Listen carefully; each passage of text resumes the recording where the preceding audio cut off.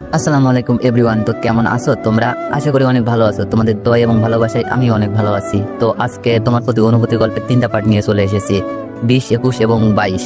তো আজকের এই 3টা পার্ট অনেক বেশি ইন্টারেস্টিং হতে চলেছে। তো আজকের এই পার্টগুলো কেউ মিস করো না। তো চলো বেশি কথা না কইয়া গল্প শুরু করা যাক।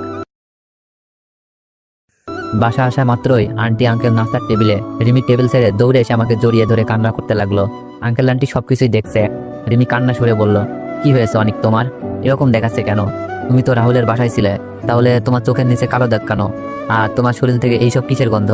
আমি বললাম, কিছু হয়নি, প্লিজ আমাকে ছাড়ো। তুমি কি পাগল নাকি? এখানে জড়িয়ে ধরছো কেন? রিমিকে ছাড়িয়ে রুমে চলে গেলাম। আঙ্কেল আন্টি সবকিছুই দেখছে, আর আমি কাল রাতে কি করতে পারি হয়তো সেটাও বুঝে গেছে। রুমে আসার কয়েক মিনিট পর রিমিও আসলো। আমি বিছানায় শুয়ে চোখ বন্ধ রেখে রিমির কষ্ট দিয়ে নিজেও কষ্ট পাচ্ছি। সেই কষ্টের পরিমাণটা বুঝবার চেষ্টা করছি। রিমির উপস্থিতি বুঝে ওঠার আগেই রিমি বলল, অনিক। রিমির চোখ মুখ লাল হয়ে আছে। আমি বললাম, কিছু বলবা? রিমি বলল, অনিক তোমার কি হয়েছে প্লিজ বলো আমাকে। আমি কি কোনো অন্যায় বা ভুল করেছি? তাহলে আমাকে বলো, আমি সব ঠিক করে দিব। আমি বললাম, তোমার কেন মনে হলো তুমি কোনো ভুল বা অপরাধ করেছো? রিমি বলল, কারণ তুমি আমাকে অবহেলা করছো। আমার মনে হচ্ছে আমাকে কষ্ট দিয়ে তুমিও কষ্ট পাচ্ছ। কারণটা কি অনিক? আমি বললাম, রিমি আমি স্বাভাবিক আছি। আর মানুষ যে সবসময় সবকিছুতেই আগ্রহ দেখাবে ব্যাপারটা কিন্তু এমন না। কিছু সময় পরিস্থিতির কারণে মানুষ অনেক বদলে যায়। হয়তো আমার পরিবর্তন হয়েছে, কিন্তু আমি ইচ্ছা করে কোনো কিছুই করছি না। রিমি বলল, অনিক আমি জানি তুমি মিথ্যা বলছো, কারণ তোমার এই অবহেলার পেছনে কোনো না কোনো কারণ আছে। তবে অনিক আমি একটা কথা বলে রাখি, তুমি এভাবে অবহেলা করতে থাকলে আমি কিন্তু কিছু একটা করে ফেলবো। রিমির কথা শুনে খুব ভয় লাগছিল। রাগী মেয়ে রাগের মাথায় যা ইচ্ছা করে ফেলতে পারে। আমি বললাম, বুঝলাম না রিমি, তোমার সমস্যা কোথায়? কিছুক্ষণ আগে আন্টি আঙ্কেলের সামনে জড়িয়ে ধরছো, রুমে এসে কান্নাকাটি, এগুলো আমার ভালো লাগে না, অসহ্য। আর আঙ্কেল আন্টি কি করে কে জানে, হয়তো তোমার এই জড়িয়ে ধরা দেখে বাসা থেকে বের করে দিবে আমাকে। রিমি কান্না সুরে বলল, কে কি ভাবলো আমি জানতে চাই না, দেখতেও চাই না। আমি শুধু জানি তোমার দেওয়া কষ্টগুলো আমি সহ্য করতে পারছি না। প্লিজ অনিক আর এমন করো না। আর আমি তো বললামই, আমার কোনো অপরাধ থাকলে বলো, আমি শুধরে নিব। আমি বললাম, তুমি কোনো ভুল করছো কিনা জানি না, তবে আমি তোমাকে ভালোবেসে অনেক বড় ভুল করে ফেলেছি। কথাটা বলতে কলেজা ছিঁড়ে যাচ্ছিল। রিমি বলল, কি বললে তুমি? আমাকে ভালোবেসে তুমি ভুল করে ফেলেছো? আমি বললাম, তা নয় তো কি, এইসব প্যারা আমার সহ্য হচ্ছে না। কানের কাছে এসে কান্নাকাটি, এটা করছি কেন, ওটা করছি কেন? তোমাকে তো এত প্রশ্ন জিজ্ঞেস করছি না, তুমি কেন করছো? কি সমস্যা তোমার? কথাগুলো বলতে কষ্ট হচ্ছিল, কিন্তু আমারও যে কিছু করার নাই। রিমি অযোধ্যায় কান্না করছে আর বলছে, আমি তোমাকে ভালোবাসছি আমার জীবনের চেয়েও বেশি, এটাই আমার সমস্যা। তোমার অবহেলা ছুরির আঘাতের মতো লাগে, এটাই আমার সমস্যা। আমি তোমাকে ছাড়া বাঁচবো না, এটাই আমার সমস্যা। রিমির কান্না দেখে আমার চোখের পানি বেরিয়ে যাচ্ছিল, কিন্তু রিমির সামনে কোনো কিছু প্রকাশ করা যাবে না, তাই বাহানা ধরে বললাম, ওকে তাহলে তুমি তোমার সমস্যা নিয়ে থাকো, আমি গেলাম। যাওয়ার সময় রিমির কান্না আরো বেড়ে যেতে দেখলাম। রুম থেকে বেরিয়ে এসে আঙ্কেল আন্টিকে কথা বলতে দেখলাম। আমি বললাম, আঙ্কেল একটা কথা ছিল। আঙ্কেল বলল, বলো। আমি চোখের পানি মুছে বললাম, আঙ্কেল আমি ঠিক করেছি, আমি এখান থেকে চলে যাব। আর থাকার জন্য ম্যাচ পেয়ে গেছি, আজই চলে যাব। আঙ্কেল বলল, কেন? তুমি তো রিমির সাথে ব্রেকআপ করে দিলেই পারো, বাসা ছেড়ে যাওয়ার কি দরকার? আঙ্কেল, রিমি যেমন আমাকে ভালোবাসে, আমিও রিমিকে ভালোবাসি। ভালোবাসার মানুষের সাথে মিথ্যা অভিনয় করে কষ্ট দেওয়া যায় না, কারণ রিমির চোখের পানি আমার সহ্য হচ্ছে না। আর আমিও রিমির সাথে এমন বাজে ব্যবহার করতে পারছি না। তাই দূরে কোথাও চলে গেলে হয়তো রিমি কয়েকদিন কান্না করে ঠিক হয়ে যাবে, আর আমিও নিজেকে সামনে নেওয়ার চেষ্টা করব। আমার এই কথা শোনার পর কেউই কিছু বলছে না। আঙ্কেল আন্টি হয়তো ভাবছে, ঠিকই তো, অনেক চলে গেলে রিমি অনেককে ভুল বুঝে ভুলে যাবে। জানি না রিমি কেমন থাকবে, সহ্য করতে পারবে কি পারবে না।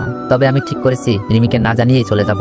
বাসা থেকে বেরিয়ে মেসে যাওয়ার জন্য সবকিছু ঠিকঠাক করে বাসায় আসলাম। বাসায় এসে আন্টিকে বললাম, আন্টি আজ রাতেই চলে যাচ্ছি। আপনারা আমাকে অনেক হেল্প করেছেন, যা ভুলবার নয়, যার ঋণ কখনো শোধ করা যাবে না।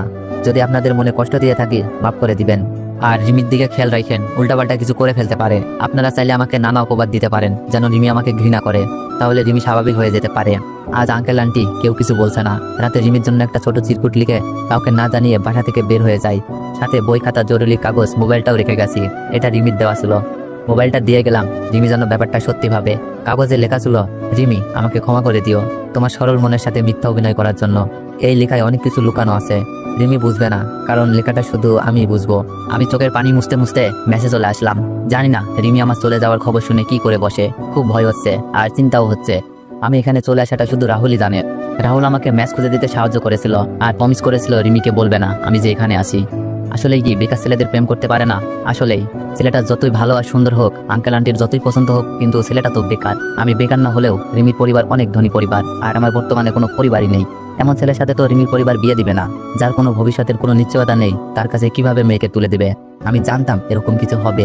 রিমি আর আমার সম্পর্ক কেই মেনে নিবে না, তারপরেও পারিনি রিমিকে ভালো না বেসে থাকতে। কারণ ভালোবাসা ধনী গরিব দেখে না, মনের সাথে মনের মিল হলেই হয়ে যায়। তবে আমি আর সবাইকে বলবো, প্রেম ভালোবাসা কোনো ছেলে খেলা নয়। এমন প্রেম করবেন না যাকে পাওয়াটা আমার মতো প্রশ্নবিদ্ধ। প্রেমটা ক্যারিয়ার গঠনের আগ পর্যন্ত বন্ধ রাখুন। আর ধনী মেয়ে ধনী ছেলেদের সাথে প্রেম করতে ভেবে করুন, কারণ প্রেমটা সত্যি হতে পারে, পরিবার কিন্তু মেনে নিবে না। আপনাদের আশেপাশে তাকালেই দেখতে পারবেন কত ছেলে চাকরির অভাবে তাদের ভালোবাসার মানুষটিকে অন্যের হতে দেখছে। ভালোবাসা শুধু কাছে পাওয়া নয়, ভালোবাসা হলো ভালোবাসার মানুষটিকে ভালো রাখা। সে যদি অন্য কোথাও ভালো থাকবে মনে করবেন, তাহলে তাকে অন্য কোথাও যেতে দিন। আর নিজের ভিতরে একটা কবর খুলে নিন, সব কষ্ট সেখানেই কবর দিন। কারণ ছেলেদের সবার সামনে কাঁদতে নেই। রাতে ঘুম হলো না, রিমির কথা ভেবে বালিশ ভিজিয়ে ফেলেছি। ঠিক করলাম কয়েকদিন ভার্সিটি যাব না, আর আঙ্কেলের অফিসেও না। কারণ রিমির সাথে দেখা হওয়া এই দুই মাধ্যম। আর আমার মনে হয় কয়েকদিন আমাকে না দেখলে হয়তো রিমি আমাকে ভুলে যাবে, ভুল বুঝবে, আমার প্রতি ঘৃণা জন্মাবে। যেই রকম চিন্তা সেই রকম কাজ। 2 দিন হয়ে গেল, ভার্সিটি অফিস কোথাও যায় না। রাহুলকে দেখছি খুব তাড়াহুড়ো করে আমার দিকে এগিয়ে আসছে। আমি বললাম, কি রে, কি হয়েছে, এত তাড়াহুড়ো করে কেন আসছিস? রাহুল বলল, অনেক তাড়াতাড়ি হাসপাতালে চল, কাল রাতে নাকি রিমি অনেকগুলো ঘুমের ওষুধ খেয়ে ফেলেছে। রাহুলের কথা শুনে বুক কাঁপতে লাগলো। আমি বললাম, কি বলিস এই সব? কোন হাসপাতালে? চল প্লিজ, আমার মাথা ঘুরছিল, রিমি যদি কিছু হয়ে যায়। রাহুল আমাকে হাসপাতালে নিয়ে গেল। আঙ্কেল আন্টির কেবিনে বাইরে বসা। আমি গিয়ে জিজ্ঞেস করলাম, কি হয়েছে আন্টি, রিমি নাকি ঘুমের ওষুধ খেয়ে ফেলেছে? আন্টি বলল, হ্যাঁ অনেক, তুমি চলে যাওয়ার পর 2 দিন খাওয়া দাওয়া করে নাই। আমরা অনেক বুঝাই, কিন্তু রিমি কিছুতেই বুঝতে চায়নি। রিমি বলছিল, তোমাকে না পেলে রিমি আর বাঁচবে না। তাই তোমার আঙ্কেল রিমিকে চর বসিয়ে দেয়। পরের দিন সকালে উঠে দেখি রিমি ঘুম থেকে উঠছে না। রুমে গিয়ে দেখি অনেকগুলো ঘুমের ওষুধ খেয়ে নিছে। আমি বললাম, ডাক্তার কি বলছে? আন্টি বলল, রিমিকে ওয়াশ করা হয়েছে, এখনো জ্ঞান ফিরে নাই। আঙ্কেল সালাম আলাইকুম বলছিল, অনেক আমার মেয়েটা দেখে কিছু না হয়ে যায়, যারা যারা কথা দেখনি তোমার সাথে তোমাদেরকে বিয়ে দিব। যে আমার ইউটিউব চ্যানেলটি হ্যাক হয়ে গেছে, কিছুই না, যদি আমার মেয়ে হারিয়ে যায়, আমি আমার ইউটিউব চ্যানেলে ডাক্তার এসে বলল, এই যা দেখি রোগীর জ্ঞান ফিরে আমার মাথা পুরো সাইডে দেখা করতে পারে। আমার ইউটিউব আইডি নাম ছোট ভাই ওরা নাম রিমি কার চলে গেল। আর রিমিকে জড়িয়ে ধরে কান্না করছিল। জানি না আঙ্কেল আন্টির সাথে আমিও গেলাম, সাথে রাহুল আইডি হ্যাক করছো। রিমিকে দেখে আমার মন থেকে ধন্যবাদ। এই কি অবস্থা রিমি, আইডিটা হ্যাক হলে আমার দিকে তাকাতে আমার পাশে কি আমার দিকে চোখ পড়ে। আইডি একটা গেছে, তাই কি হইছে সবাই বুঝতে পারে, চেষ্টা থেকে বেরিয়ে যায়। আবার ঘুরে রিমির কাছে যায়। আমি যারা ভালোবাসে কোনো কিছু না ভেবে রিমিকে জড়িয়ে ধরি। যারা আমার জড়িয়ে ধরে কান্না মাখা করতে বললাম, তো ভালোবাসা সরি, আমি বুঝতে পারি না। আমি আবার ইউটিউবে মানে সুরে বললাম, আরো বলছে আমাকে, তুমি এখানে কেন? আমার টিকটক আইডি বাইরে তুমি ভালোবাসা লিংক দেওয়া আছে, কেন এসেছো? ভয়ে আমি বললাম, অফিশিয়াল লিখে জানটা যে আমাকে ছেড়ে চলে যাচ্ছিল, আমার নামের ফেক আইডি গুলো তেসুলার বলছিল, কে তোমার শেষ কথা, যাও এখান থেকে, আমি তোমার সাথে কথা বলতে চাই না। রিমি অনেক রাগ অভিমান করে আছে। রিমি, আমি জানতাম না তুমি এরকম কিছু। আমাকে আটকে দিয়ে রিমি আম্মুকে ডাকতে শুরু করলো। আন্টি আঙ্কেল সবাই রুমে এসে বলল, কি হয়েছে রিমি? রিমি বলল, আম্মু অনিককে যেখানে চলে গেছিল সেখানেই যেতে বলো। আমি মাথা নিচু করে দাঁড়িয়ে আছি। রিমি কি অভিমান করে বলছে নাকি সত্যি চলে যেতে বলছে? আঙ্কেল বলল, রিমি অনিকের কোনো দোষ নেই, সবকিছু আমাদের জন্যই করেছে, বাসায় চল সব বলছি। রিমি বলল, তোমাদের জন্য মানে? আন্টি বলল, বাসায় চল সবকিছু বলবো। রিমি চুপ মেরে গেছে। বাসায় আসার পর রিমি জানতে চাইলো, এবার বলো। আন্টি বলল, আসলে আমরা অনেককে বলেছিলাম তোর সাথে যেন অন্য কোনো সম্পর্কে না জড়াই, আর যখন জড়িয়ে গেছে যেন তোকে ভুলে যায়, আর তুই ভুলে যাওয়ার জন্য যা দরকার তাই করবে। রিমি আমার দিকে তাকিয়ে আবার শুনতে লাগলো। আঙ্কেল বলল, আমরা জানতাম না আমাদের অহংকার তোমাকে হারিয়ে ফেলেছিল, আর আমরা সিদ্ধান্ত নিয়েছি অনেকের সাথেই তোমার বিয়ে দিব। হৃদয়ের সাথে কথা হয়েছে। তো ভিউয়ার্সরা, এতদূর যারা যারা শুনছো সবাই একবার করে বলো আমিন। রিমি আনন্দে মেতে উঠে বলল, সত্যি বলছো আব্বু? আঙ্কেল বলল, সত্যি বলছি। আর অনেক, তুমি আবার বাসায় চলে আসো, আজ রাতেই তোমাদের বিয়ে। বিয়ের কথা শুনে মনে আনন্দ যেন ধরে না।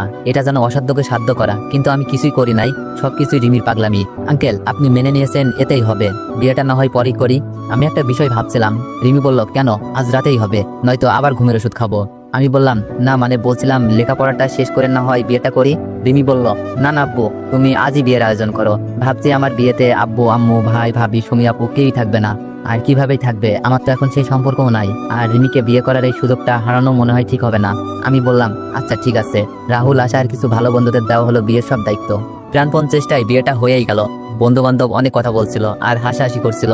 কথাগুলো আসলে বলা যাবে না, বুঝতেই পারছেন কথাগুলো কি হতে পারে। তবে আঙ্কেল আন্টির মুখে হাসি দেখে মন ভরে গেল, কারণ আঙ্কেল আন্টির মনে কষ্ট দিয়ে হয়তো কখনোই আমরা সুখী হতে পারতাম না। বাসের ঘর সাজিয়েছে বন্ধু বান্ধব গুলো, বসে বসে আড্ডা দিচ্ছে। কেউ কেউ কার্ড নিয়ে বসে পড়েছে। আজ নাকি কিছুই হবে না, আজ শুধু আড্ডা হবে। শালারা তো কখনো বিয়ে করে নাই, কেমনে বুঝবে আমাদের মনে কি চলছে?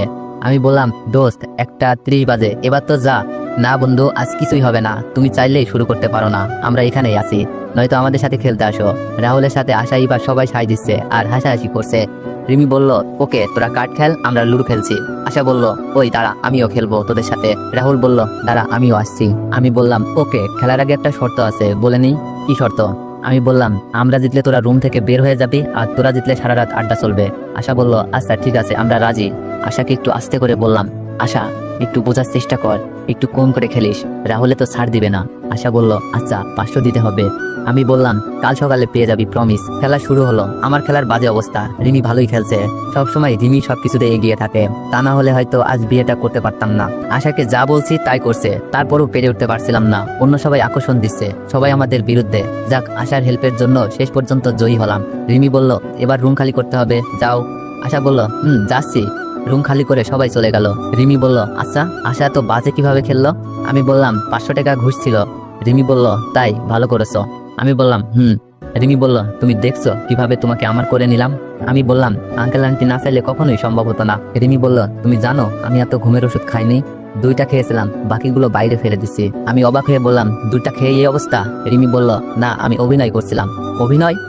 তোমার সাথে আব্বু আম্মু সব কথাই আমি শুনেছিলাম। তারপর থেকে তোমার অবহেলা শুরু। তুমি অভিনয় করছো, তারপরেও খুব কষ্ট পেতাম। তাই আমি ইচ্ছা করে আব্বু আম্মুর সামনে তোমাকে জড়িয়ে নিই, যেন আব্বু আমার পাগলামি দেখে। আর তুমি চলে যাওয়ার পর রাহুল আমাকে সবই জানায়, আর আমাকে ঘুমের ওষুধের অভিনয় করতে বলে। সব শেষ, কাজে লাগলো। রিমির কথা শুনে আমি তো অবাক। অভিনয় কি আমি করতে পারি? রিমি তো আমাকে ছেড়ে গেছে। আমি বললাম, তুমি তো আমাকে অভিনয়ে হার মানিয়ে দিয়েছো। রিমি বলল, 2:30 বাজে, কথাই বলবে? আমি বললাম, কেন, কি করব? রিমি বলল, কেন, জানো না? আমি বললাম, না, তুমি জানিয়ে দাও। রিমি বলল, তুমি কিন্তু অনেক দুষ্টু আছো। তো এভরিওয়ান, আচ্ছা এটুকুই রাখা যাক, আর গভীরে যাওয়ার দরকার নেই, কিছু কথা গোপনেই থাক।